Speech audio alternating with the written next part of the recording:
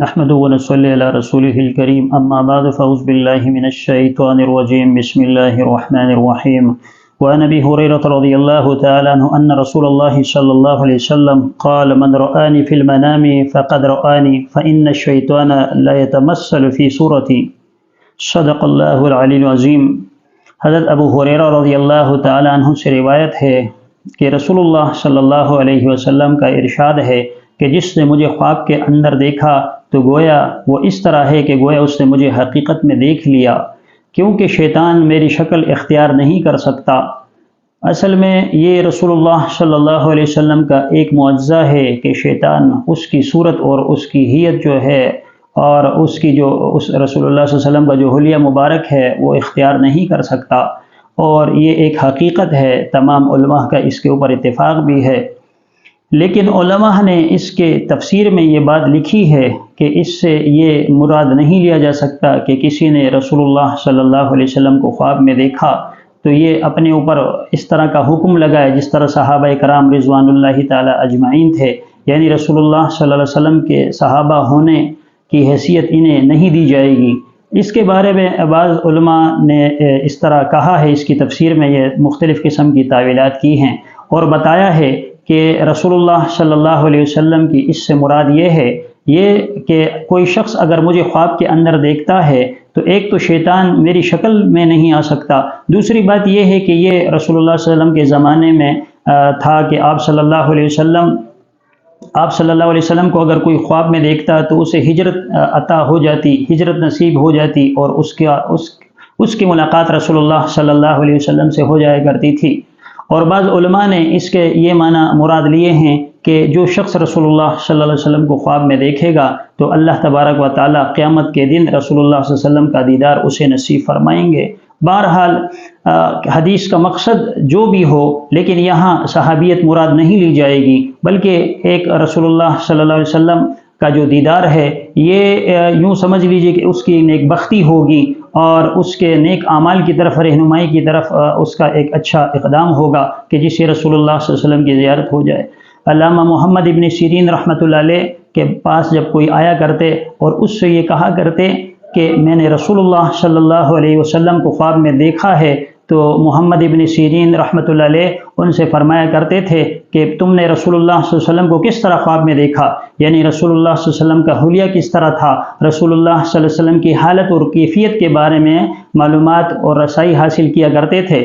جب کوئی شخص ان سے یہ کہتا کہ میں نے رسول اللہ صلی اللہ علیہ وسلم کو فلاں طریقے پر دیکھا، حالانکہ وہ اس طرح نہیں تھا جس طرح حدیث کے اندر بیان کیا گیا ہے، تو علامہ ابن سیرین رحمۃ اللہ علیہ اس سے کہا کرتے تھے کہ بھاگ جا یہاں سے، اور اس کو وہاں سے دھتکار دیا کرتے تھے کہ رسول اللہ صلی اللہ علیہ وسلم کی یہ صورت اور یہ خصلت اور یہ کیفیت نہیں ہوا کرتی تھی جو حدیث مبارکہ میں بیان کی گئی ہے۔ اسی طرح اگر کوئی شخص خواب میں رسول اللہ صلی اللہ علیہ وسلم کو دیکھے یا کوئی بات رسول اللہ صلی اللہ علیہ وسلم اس کو بتائے یا کسی بات پر تنبیہ فرمائے تو علماء نے لکھا ہے کہ اس کا موازنہ حدیثوں سے کر لے، یعنی واقعی رسول اللہ صلی اللہ علیہ وسلم نے اس طرح کی بات کہی ہے نہیں۔ جس طرح کے ایک عالم دین ہے اور اس کے بارے میں آتا ہے، حضرت شیخ علی متقی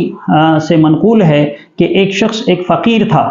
اس نے خواب کے اندر دیکھا کہ رسول اللہ صلی اللہ علیہ وسلم خواب میں اسے اس طرف اشارہ کر رہے ہیں کہ اشرب الخمر، کہ تم شراب پیو، یعنی شراب کا حکم دیا۔ تو اس کی وجہ سے اس کے دماغ کے اندر خلل واقع ہوا، اور اس خلل کی صفائی کے لیے اور اس خلل کو دور کرنے کے لیے وہ علماء کی تلاش میں نکلا۔ مختلف علماء نے مختلف قسم کی تدابیر بتائی، مختلف قسم کی تعویلات کی، لیکن جب ایک عالم دین، ایک متقی بعمل شخص کے پاس اس کا جانا ہوا تو انہوں نے بتایا کہ رسول اللہ صلی اللہ علیہ وسلم کی مراد اصل میں یہ نہ سمجھ سکا، بلکہ رسول اللہ علیہ وسلم کی مراد یہ تھی لا تشرب الخمر، کہ تو شراب کو نہ پیا کر، یعنی شراب کی ممانعت فرما دی۔ اسی طرح اگر کوئی شخص یہ دیکھے کہ کوئی خلاف شرع بات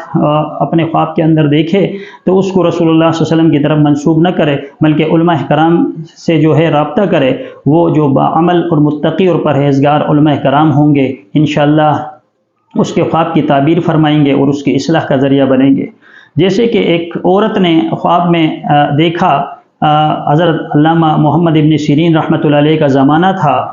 تو ایک عورت نے خواب میں دیکھا کہ اس کا جو پیٹ ہے وہ اتنا سوج گیا ہے کہ مشرق اور مغرب کی خلا نے اس کو پر کر لیا ہے۔ اب جب اس نے یہ خواب دیکھا تو پھر یہاں وہاں ڈھونڈتی رہی کسی عالم کو یا کسی معتبر شخص کو کہ میری خواب کی تعبیر معلوم ہو جائے۔ چنانچہ وہ ڈھونڈتی رہی کہ راستے میں ایک بوڑھے سے ملاقات ہو گئی۔ اس بوڑھے سے پوچھا کہ بابا کیا آپ کو معلوم ہے کہ میری خواب کی تعبیر کیا ہوگی؟ انہوں نے کہا آپ بتائیے۔ تو انہوں نے جب بتایا کہ میرا جو پیٹ ہے اتنا سوج گیا ہے اور اتنا پھول گیا ہے کہ مشرق سے مغرب تک کا خلا اس نے پر کر دیا ہے۔ جب یہ سنا اس شخص نے، اس ادھیڑ عمر شخص نے، تو اس نے کہا کہ شکر کرو کہ اس کی وجہ سے تم پھٹی نہیں، حالانکہ تعبیر اس کے خلاف تھی۔ چنانچہ وہ خاتون پھر بھی اسے تسلی نہیں ہوئی اور شرح صدر نہیں ہوا۔ کسی نے بتایا کہ فلاں علاقے کے اندر ایک بہت بڑے عالم ہیں ابن سیرین رحمۃ اللہ علیہ۔ چنانچہ حضرت محمد ابن سیرین رحمۃ اللہ علیہ کی تلاش میں وہ خاتون نکلی۔ جب وہاں پہنچی تو حضرت محمد ابن سیرین رحمۃ اللہ علیہ نے ان سے پوچھا کہ تم نے اس خواب کو کسی کے سامنے ذکر تو نہیں کیا؟ انہوں نے کہا کہ ہاں ایک شخص کے سامنے ذکر کیا تھا، فرمایا انہوں نے جو بتایا وہی اس کی تعبیر ہوگی۔ پھر وہ عورت کو تشفی نہیں ہوئی، اسے شرح صدر حاصل نہیں ہوا، وہ پھر بھی پریشان اور کہنے لگی کہ میں بڑی دور سے آئی ہوں اور کسی نے آپ کے بارے میں بتایا ہے، مجھے شرح صدر نہیں ہو رہا، مجھے اطمینان قلب نصیب نہیں ہو رہا، مجھے آپ اس کی تعبیر بتا دیجئے۔ چنانچہ علامہ ابن سیرین رحمۃ اللہ علیہ نے فرمایا کہ اگر تم اس خواب کو کسی کو نہ بتاتی اور میرے پاس چلی آتی تو اللہ تبارک و تعالیٰ تمہیں ایسا فرزند صالح عطا فرماتا کہ مشرق سے مغرب تک اس کی شہرت ہوتی اور تمہاری ناموری اور تمہاری شہرت پوری دنیا میں پھیل جاتی۔ تو بات یہ ہے کہ کسی کو کوئی خواب آئے تو خواب کی صورت میں کسی عالم دین سے رابطہ کرے، کسی نیک صالح آدمی سے رابطہ کرے اور خواب کی تعبیر معلوم کرے۔ ہر آدمی سے خواب کی تعبیر پوچھنا ضروری نہیں ہے، ہو سکتا ہے وہ اس کا غلط مطلب نکال لے، ہو سکتا ہے نامناسب بات کہے جس کی وجہ سے آپ کو ایذا اور تکلیف پہنچے۔ اسی طرح خواب کے اندر رسول اللہ صلی اللہ علیہ وسلم ایک جگہ ارشاد ہے کہ کوئی خواب کے اندر اگر کوئی برا خواب دیکھے تو اسے چاہیے کہ اٹھے اور 3 دفعہ جو ہے وہ تھوڑا سا تھتکار دے، یعنی وہ صورت بنا دے کہ بندہ جس میں تھوک پھینک رہا ہو اپنے بائیں ہاتھ کی طرف۔ جب اعوذ باللہ من الشیطان الرجیم یہ پڑھے گا تو اللہ تبارک و تعالیٰ شیطانی وسائس سے بھی اس کی حفاظت فرمائیں گے اور شرور اور فتنے سے بھی اللہ پاک اس کی حفاظت فرمائیں گے۔ اسی طرح ہر قسم کا خواب جو آدمی دیکھے گا یا کوئی عورت دیکھے گی تو اس کو جو ہے کسی کے سامنے ذکر نہ کرے، بلکہ اپنے دل میں اس بات کو چھپائے رکھے۔ جب کسی معتبر آدمی کے بارے میں معلومات فراہم ہو جائے تو اس سے آگاہی حاصل کرے تاکہ آپ کی آخرت بھی خراب نہ ہو اور تاکہ آپ کی دنیا کی جو پریشانیاں ہیں، جو مصائب ہیں، اس میں اضافہ نہ ہو۔ اللہ تبارک و تعالی ہمیں رسول اللہ صلی اللہ علیہ وسلم کی سنت پر عمل پیرا ہونے والا بنائے۔ وآخر دعوانا ان الحمد للہ رب العالمین۔